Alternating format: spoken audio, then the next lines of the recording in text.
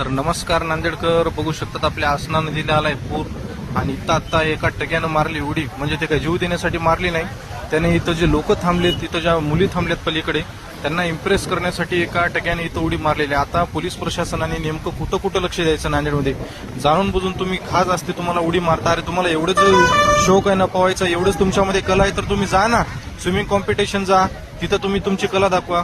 पण अशा ठिकाणी काहीतरी छपरी चाळे करायचे लोकांचं अटेन्शन घेण्यासाठी, आणि जर मग वाहून डुबून जर मेला तर मग दोष प्रशासनावर द्यायचा की प्रशासन कुठं होतं, प्रशासन निष्काळजीपणा करते. आता यांना मस्ती आली तर प्रशासन काय करणार याच्यामध्ये? त्याच्यामुळे सुधरा भाई सुधरा. पोरींना इम्प्रेस करण्याच्या नादात जर जीव गेला, तुम्हाला घरच्यांनी लहानाचं मोठं केलंय आणि तुम्ही ते काहीतरी 2 मिनिटासाठी अटेन्शन घेण्यासाठी जर एवढा जीवाचा रिस्क घेत असेल तर कुठेतरी चुकीचं आहे भाई. अशा टक्यांना धरून हाणायलाच पाहिजे इथल्या लोकांनी सुद्धा, जे बघणार आहेत. आता उडी मारली म्हणून लोकांचं सगळं अटेन्शन त्या मुलावर होतं, ते गेलं, इथून उडी मारले आणि इकडून बाहेर पण निघालं. तसं मेलं नाही पण बाहेर निघालं. काय बोलावं भाई नांदेडच्या पोरांना, खरंच कितीही बोललं तर कमीच आहे. व्हिडिओ आवडला असेल तर नक्की व्हिडिओला फॉलो करा आणि आपल्या पेजला ज्यांनी फॉलो केलं अजून फॉलो करा. बाकी सगळ्यांना जय नांदेडकर.